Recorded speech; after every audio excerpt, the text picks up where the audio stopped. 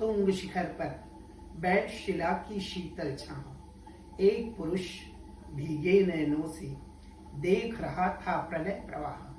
ऊपर हिम था, नीचे जल था, एक तरल था एक सघन, एक तत्व की ही प्रधानता, कहो उसे जड़िया चेतन। ब्यूटीफुल। मम्मी व्याख्या इसका एक्सप्लेन इसका ये क्या है? जब इस दुनिया का प्रारंभ हुआ तो मनु से हुआ। मनु के कारण यह मनुज कहलाए, मनुष्य कहलाए।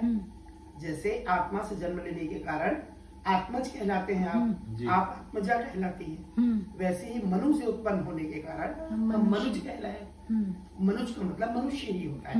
उनके पुत्र का नाम मानव था, मनु के, जो महाकाव्य पंडित प्रसाद ने लिखा है। तो जब महाजल प्लावन की स्थिति आई, शिव के पास दो शक्ति है शैव दर्शन में, एक सृजनात्मक, एक सहारात्मक, है ना। तो पूरा जब महाजल प्लावन हो गया, सब तरफ जल ही जल, जल ही जल।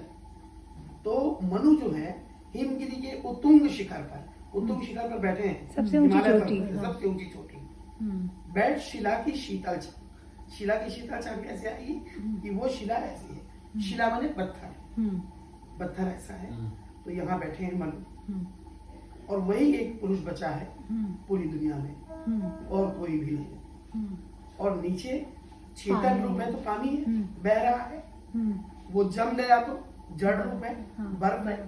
ठीक उसी प्रकार जिस प्रकार प्रत्येक मनुष्य के अंदर आत्मा है, और आत्मा परमात्मा का ही रूप है। आत्मा अपने चेतन रूप में, जब वो परमात्मा में चली जाती है तो वो जड़ रूप में पहुंच के उसी में समाहित हो जाती है।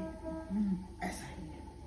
तो इसी को कबीर कहते हैं, जल में कुंभ, कुंभ में जल है, बाहर भीतर पानी, फूटे ही कुंभ, जल जल ही समाना। यह तत्व थे ज्ञानी। एक मिट्टी का घड़ा है, एक बनिहारन जाती है, जलाशय से पानी भरती है। मिट्टी के घड़े में पानी भर ली तो पानी उसका है। आप उसके घड़े के पानी को तब तक नहीं छू सकते जब तक वो उसका घड़ा है। लेकिन वही घड़ा किसी कारण से टूट जाता है, मिट्टी का तो है, टूट जाएगा। टूट गया और घड़े का पानी जलाशय के पानी में मिल गया तो फिर वो सबका हो गया, वो तुम घड़ा के रहेगा नहीं। ठीक उसी प्रकार जिस प्रकार माया रूपी पनिहारन शरीर रूपी मिट्टी के मटके को लेकर परमात्मा रूपी जलाशय में जाती है और आत्मा रूपी जल भर लेती है। जब ये मिट्टी का मटका फूट जाता है तो आत्मा रूपी जल परमात्मा रूपी जलाशय में विलीन हो जाता है। ब्यूटीफुल।